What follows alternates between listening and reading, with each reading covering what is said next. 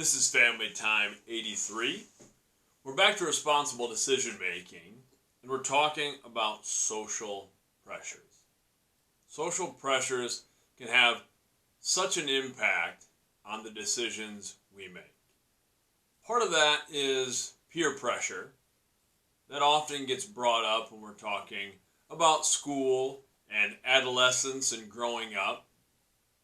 I think of many times in my life that I felt that pressure.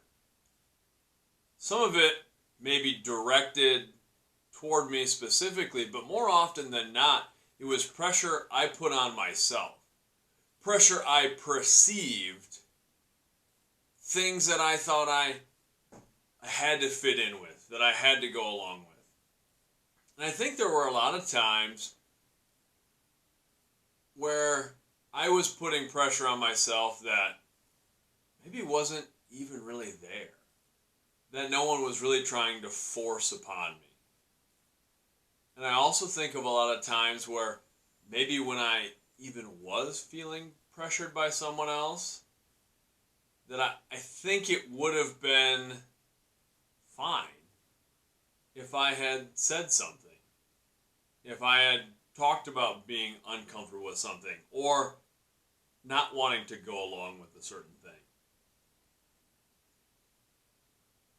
I think specifically when I was a kid, I had one friend I grew up with. And I like this friend. I haven't seen him in years. He was a kid I grew up with, where I went to elementary school. And we seemed to always find trouble when we were hanging out together. I would go to a lot of my different friends' houses.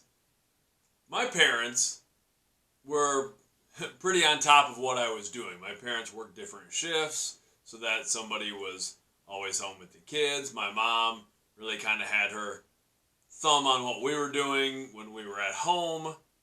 But I had a lot of friends' houses I could go to who maybe didn't have parents around, who maybe didn't have the benefit of some of the structure I had at home. And we could kind of run around and do whatever we wanted to do. Sometimes that led to a little bit of trouble.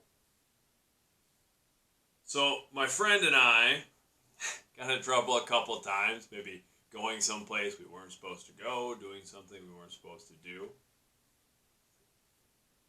One particular time that comes to mind is we were playing down on a creek. And I don't remember if it was early or late winter, but there was still some snow. There was ice on the creek, but it was thawing.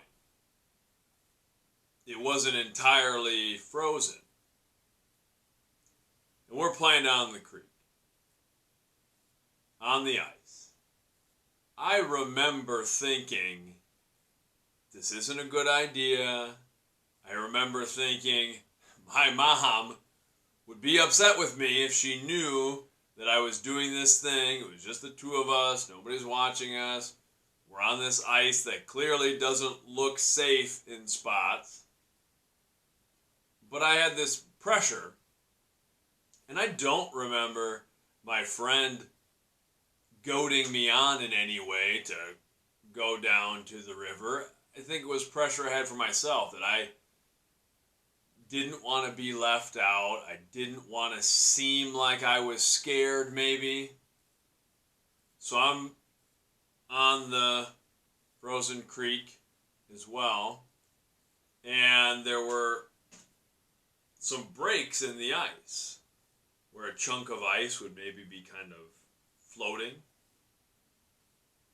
And however it came about, we decided we were going to try to jump on the floating piece of ice and off of it again onto what seemed to be the more stable ice.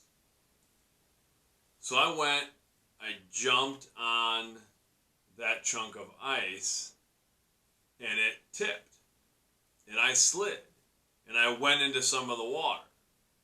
Luckily, I didn't slide all the way under the bigger piece of ice that was still covering a lot of the creek, because that might have been it. But I fell in the water, was able to kind of scramble out onto the more solid piece of ice. And just silly things, being young and immature and not thinking things through. We then went back to my friend's house and basically tried to hide out because we knew we would get in trouble. And we were young. It was in elementary school. Knew that we weren't supposed to be where we were and doing what we were doing. So, if memory serves, we were hanging out in his basement, and I didn't have the wherewithal to even take off my soaked, freezing clothes to maybe wear some of my buddies' clothes.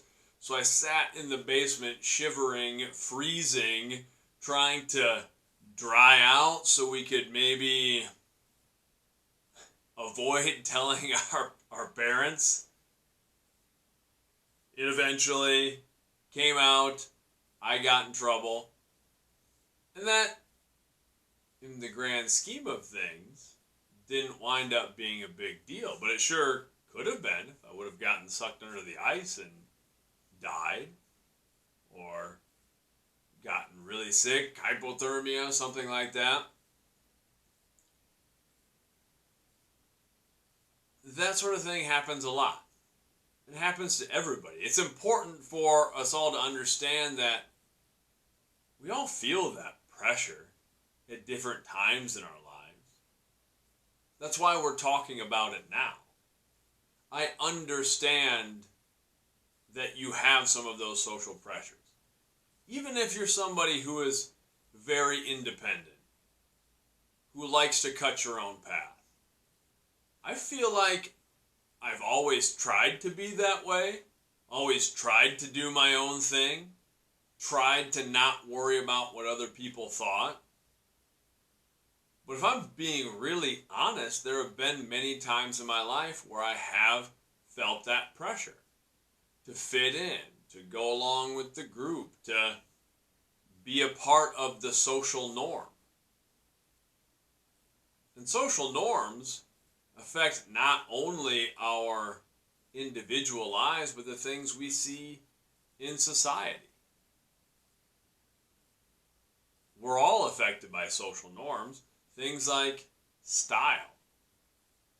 Styles, trends, those things change. The way we communicate, social norms, those things change. Communication has changed a lot since the time I was in high school. With cell phones and social media and the constant connectedness. One pressure that definitely impacts our young people now is FOMO, fear of missing out. That's part of the reason the social media and our cell phones are so attractive, because we can feel connected to things. We don't want to miss anything. And it's hard to take a break sometimes from that connection because maybe our friends are posting something or they're all communicating. We don't want to be left out. It's a very real pressure that's always existed and is maybe a little more in our faces in our current society because we see so many images and we can be so readily connected to each other. There's a lot of different pressures out there. Sometimes it's just pressure that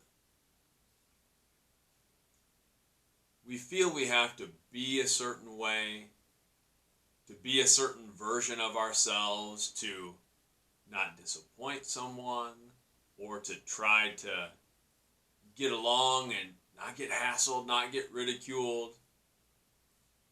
It's a hard way to live if you're not being your authentic self.